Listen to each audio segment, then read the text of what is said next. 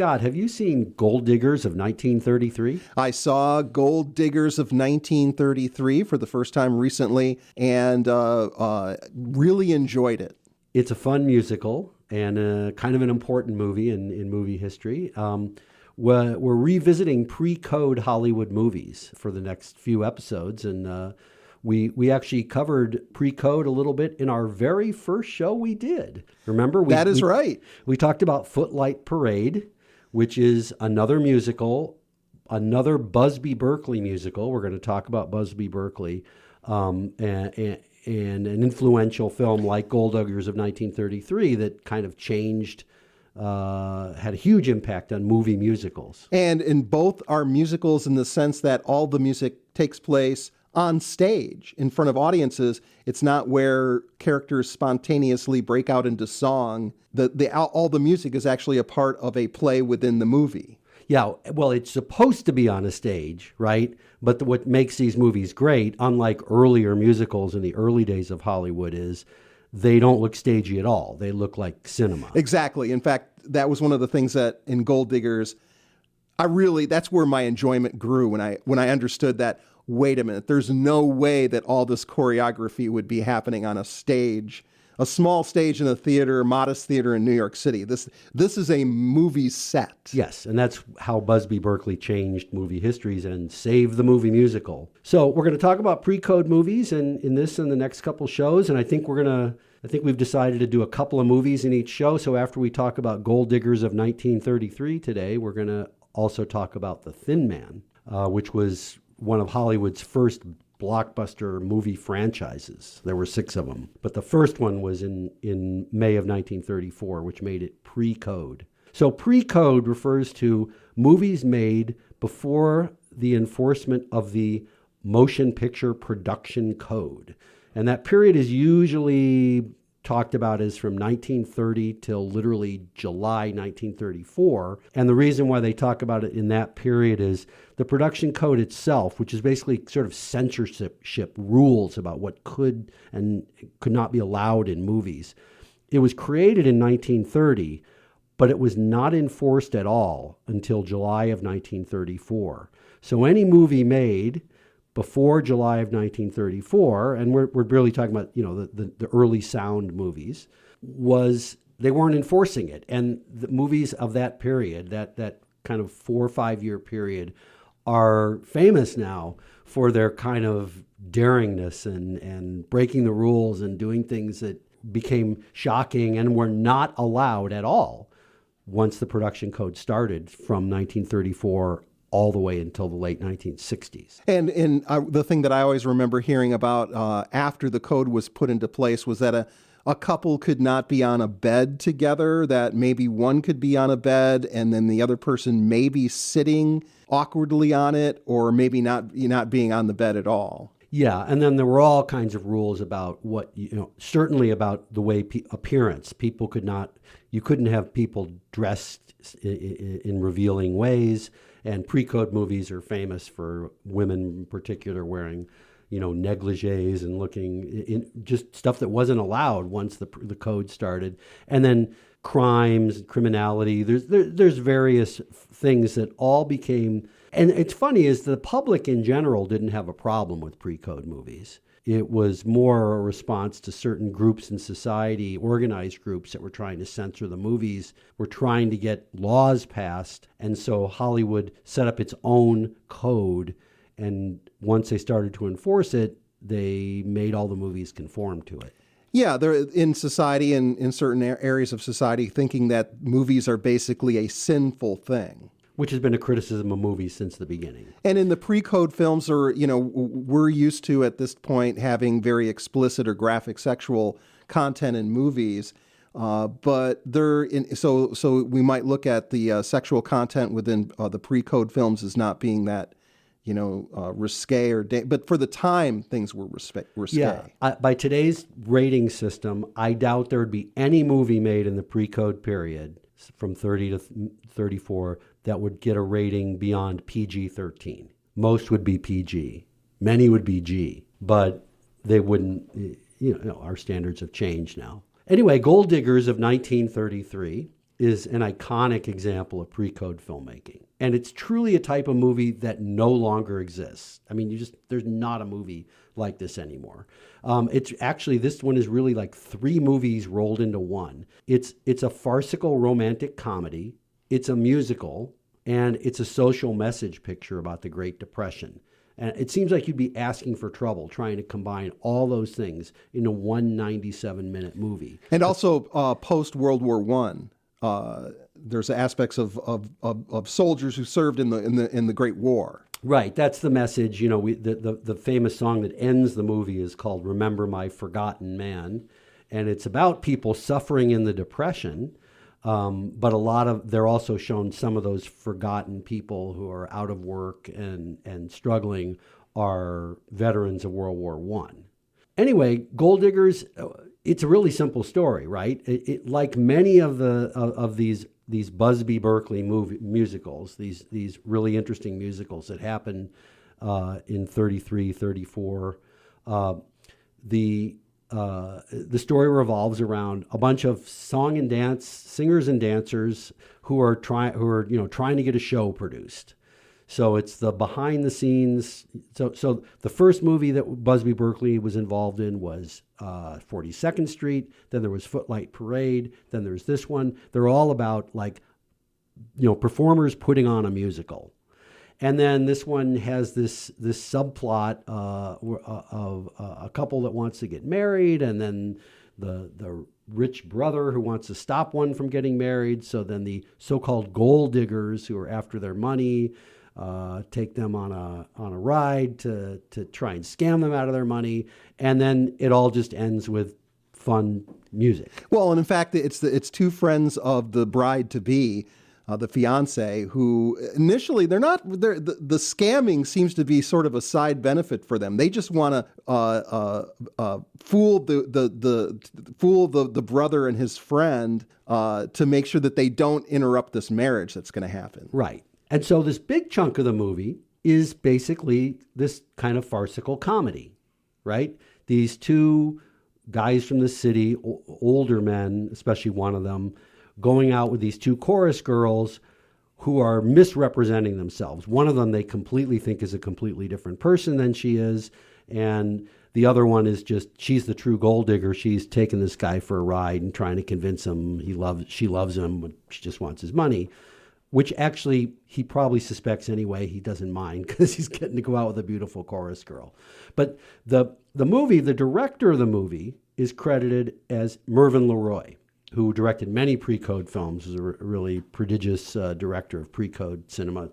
Little Caesar, I Was a Fugitive on a Chain Gang, lots of great movies. He directs the comic scenes, the acted scenes, and Busby Berklee, who we've mentioned, his credit in this movie, as well as in Footlight Parade, 42nd Street, he's credited as, quote, numbers created and directed by. So basically, he directed the musical numbers, which are song, dance, and a really spectacular kind of photography, almost like animation. And so Busby Berklee was this guy who, he had no formal training in choreography. He learned it apparently as a soldier in World War I. He learned how to, he was, part of his job was creating formations for soldiers. And but then he learned after the war, he got work and started working in musicals, like on stage. And this guy saved the movie musical. Because obviously, what happened when sound started in movies? The very first sound movie is The Jazz Singer.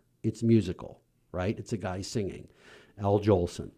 And it was an obvious choice. I mean, when you get sound in movies, you finally can have dialogue, you can have talking, but you can also, if you can't figure out a story, if you can't figure out a good story to write, it's easy to just do music. And so there were tons of musicals in the late 20s into the 30s, and they were mostly just sort of like musical reviews. They had very little interesting story to them, and they were very stagey. They almost is like, well, we're just going to do what they do on Broadway, but we'll do it on movies. So you'd have these like lockdown shots that looked like you were just sitting in the 12th row, and an occasional cutaway.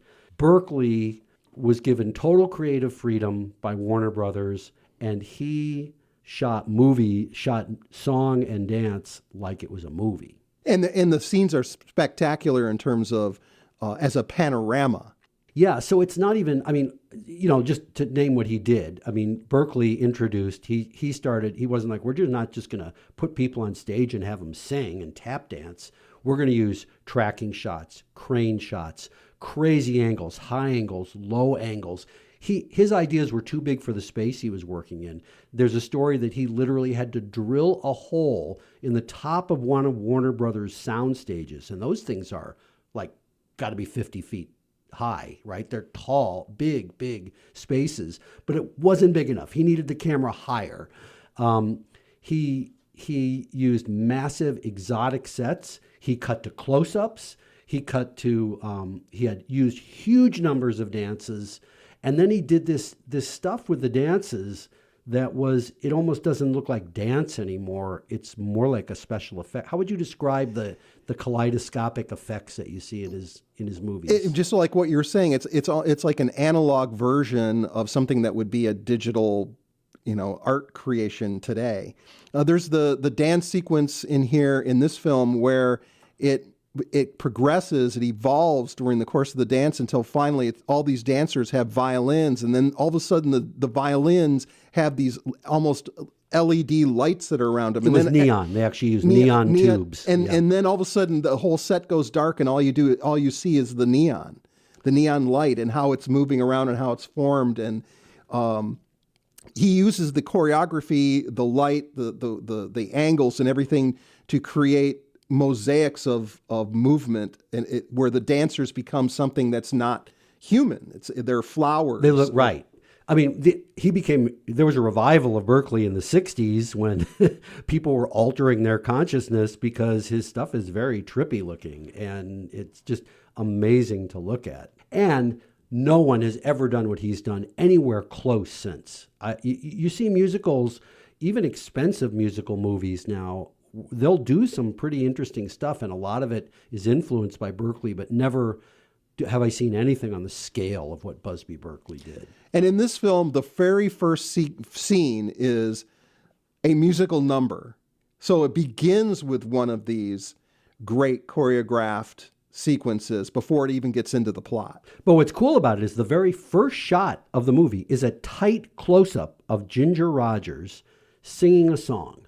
And then it cuts to the second shot, cuts a little wider on her, and then the camera pans right or tracks right from one chorus girl to another. This is one of the really cool things he did. In every one of his movies, there's this sort of parade of faces where he shows the chorus girls. He gives them, it's very democratic. He gives all the many of these girls who have no lines and are just part of this chorus, creating this visual and sound effect. He gives them close-ups, and he takes his camera right into the middle of them when they're doing some kind of trick, whether it's like you said, making a flower effect, whether they're in a giant pool of water. There's all kinds of things in his movies, and he'll take the camera right in, so it's sort of like he's showing us how they're doing it. And in fact, he even introduces in some of these sequences where he introduces weather. This is supposed to be on a stage in a theater, and yet all of a sudden, as a viewer, you understand that it's on a soundstage at a studio. But all of a sudden, there's a whole parade of men that are marching, and then all of a sudden, they're in the rain. Yeah, and that's in the climactic, the fourth big musical number that ends the movie, called Remember My Forgotten Man, which is an amazing, again, piece of choreography and geometric effects, but also is that social message because it's about those forgotten men in the Depression. For fans of pre-code films, I'm going to list the names of the stars in this movie.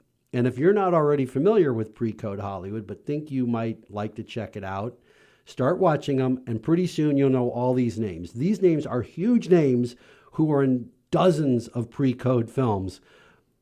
Mostly their names would be forgotten today. But the main characters, you'll recognize Ginger Rogers, I mentioned her, but Joan Blondell, Warren William, Ruby Keeler, Dick Powell, Aileen McMahon, Guy Kibbe, and Ned Sparks. I'm crazy about all these actors. They're interesting in ways that just actors it's different than now. Maybe Ruby Keeler, I'm not so crazy about. What do you think of her? Well, who did she play?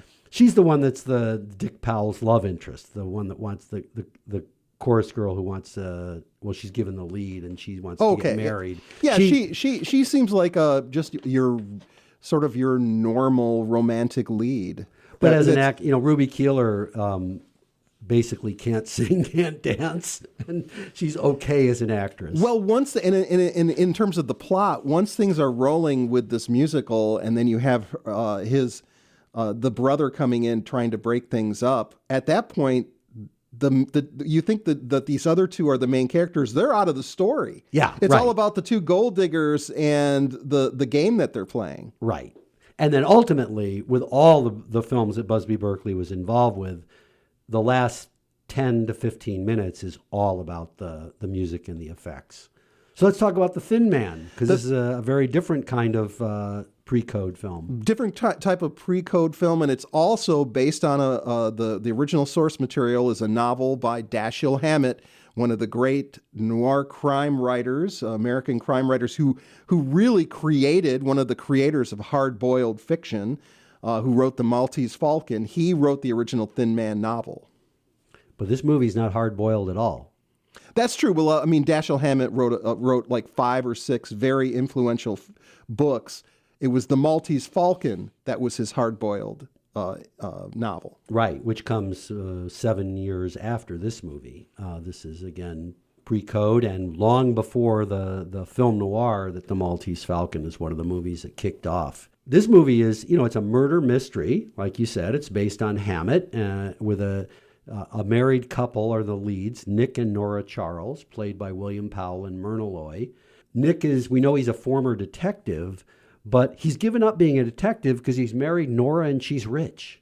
So they're just like living a life of leisure until he gets drawn into this murder story. And they are two characters that for myself, being someone who enjoys adult beverages and being around people, my life, who are into movies and enjoy adult beverages, Nick and Nora Charles are really famous, and aside from the detection, at being able to drink cocktails morning, noon, and night, and it never really seems to affect them.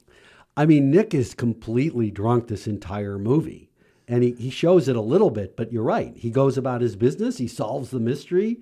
And this is part of the pre-code aspect of it, that, this sort of like excessive drinking and illegal drinking, right, because it's during the Prohibition, would not have been allowed for the main characters once the code started. Now, I guess they must have given them a pass on the Thin Man series, because that became a hugely successful franchise, and 5 of the 6 are after the code starts, right? They're in the mid to late 30s, and 1 or 2 of the last couple, I think, are in the 40s. And Nick and Nora are always drinking. They're always drinking cocktails. Maybe in the later films they kind of pulled back on showing the effects of the alcohol. Maybe that's maybe more so. Yeah.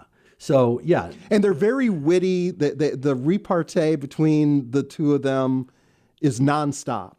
Yeah, the dialogue is just terrific, and they were really popular. Maybe because they play a married couple. They're very smart, very witty. You tell they really love each other, and it's very romantic, and they're married, which is, not the common thing in movies, even now, right? You don't play up romance too much once a couple's married. It's usually among couples that are dating or whatever. And they were just so popular. You don't see this anymore either, do you, Scott? How many times you may see a couple that you think are really great in a movie together? I don't know. I'm thinking, say, like Jennifer Lawrence and what's his name, Bradley Cooper, right? They've done a couple movies together, but they're not going to do 14 movies together playing romantic couples. Now, 6 of them are Thin Man movies with Powell and Loy, but they did a bunch of others where they were just. That's a phenomenon really of the golden age of Hollywood, maybe especially of like the 30s, where a couple was so popular with movies that the studios, who made so many more movies then, so much faster, they'd just make a bunch of movies with those two actors. And I would guess, this is just something I'm guessing, that there would be the movie-going public would think that they are a real couple because the chemistry is so solid on the big screen, and yet they were never romantically linked. Those two were not. That's true. Oh, and there's a third member of their family. That's Asta. Asta, the wire fox terrier, the white wire fox terrier who steals a lot of scenes. It is pre-code. I mean, it's right at the end of the pre-code era, but there are a lot of double entendres in dialogue. Of course, there's this excessive, unrepentant drinking, and you might not notice it now, but I mean, she's wearing some pretty revealing clothing, which they wouldn't have. They probably changed that in the later Thin Man movies. The look of it is also really amazing. It was shot by, the cinematographer was James Wong Howe, who's one of the great Hollywood cinematographers who worked from the silent era all the way until the 1970s. And for 1934, it's remarkably kind of noirish looking at times. Yeah, particularly the sequences and the man that they're looking for. There's a man they're looking for who may or may not be a murder suspect or may have committed a murder. And the sequences in his laboratory, he's a scientist, are very noirish or even like a horror movie. Yeah, and Nick goes in there at night, and all he has is a flashlight. And I mean, you just don't see this in movies from the 1930s. There's a couple of shots in there that are basically the screen is black and just a little bit of light flashing around. That really didn't become an established technique in Hollywood until the 40s.